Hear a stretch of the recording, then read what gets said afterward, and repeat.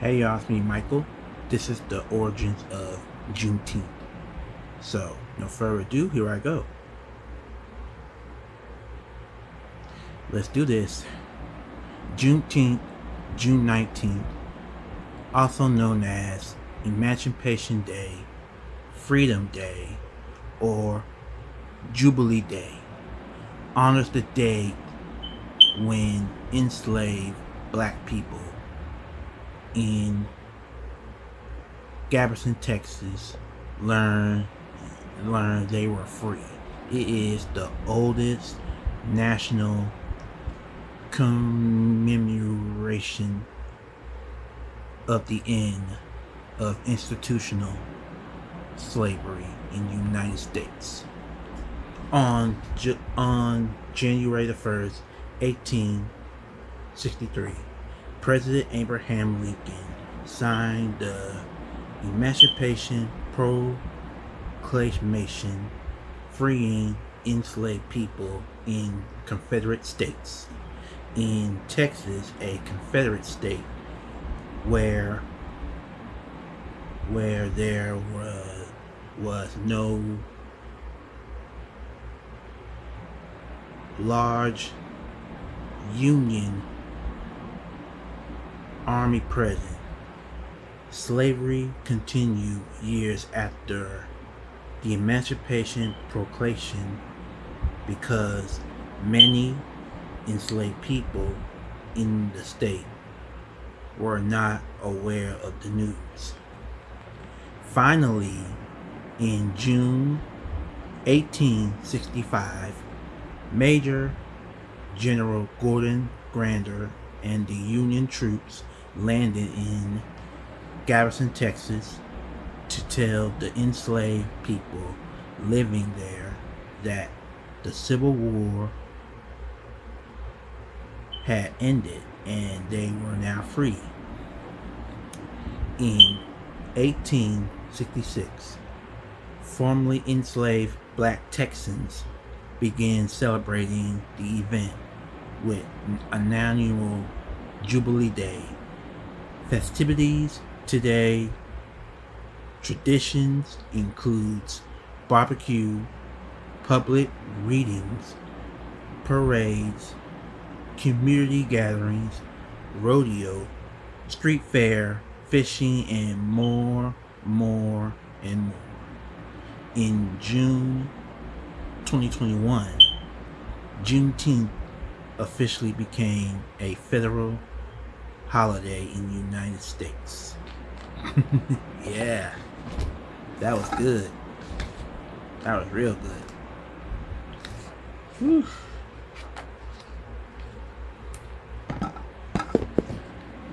Alright, y'all, I'm not done yet. Not even close. Juneteenth, then and now.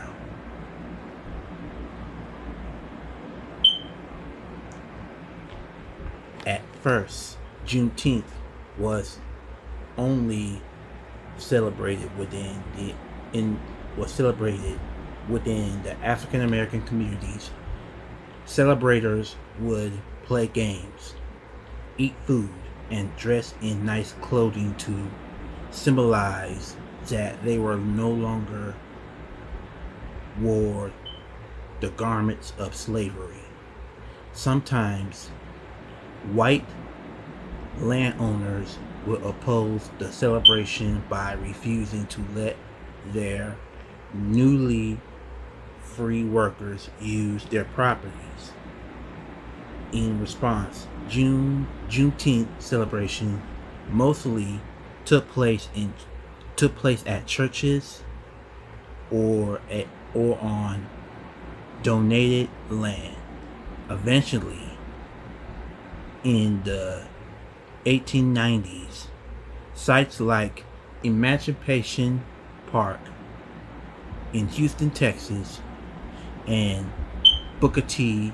Washington Park in Mex Alley, Texas, were bought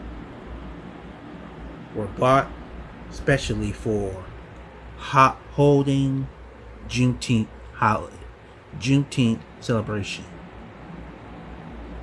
During the early 1900s, interest in celebrating Juneteenth declined.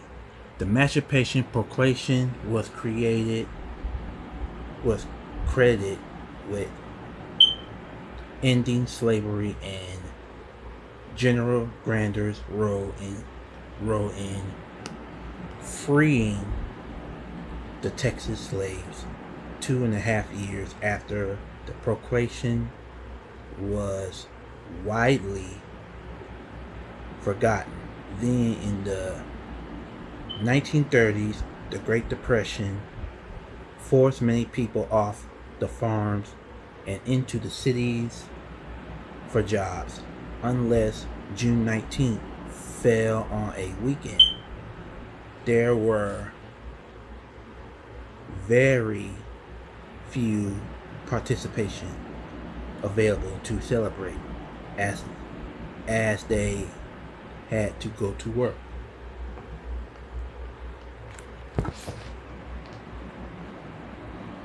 Awareness of Juneteenth increased again during the civil rights movement in the 1950s and 1960s. African Americans reconnected with this important part of their slave heritage and used it to fuel their fight for equal rights. The Poor People's March in Washington, D.C. in 1968 especially inspired many African Americans to begin celebrating Juneteenth again throughout the next several years. African American state legislator Al Edwards helped to increase awareness of Juneteenth until it was finally declared an official state holiday in Texas on January the 1st, 1980. In today's society, Juneteenth is widely celebrated. It is a day for celebrating African American freedom and achievement. The Administration, Henry Ford Museum, and countless other institutions sponsor activities and celebration for Juneteenth, hoping to educate more people about African American history and culture in general. However, Juneteenth has also morphed into a more national symbolic celebration of respect for all cultures. So there you have it, ladies and gentlemen, the origins of Juneteenth. May you be blessed, stay safe, and have a wonderful, blessed day. Alright? Peace.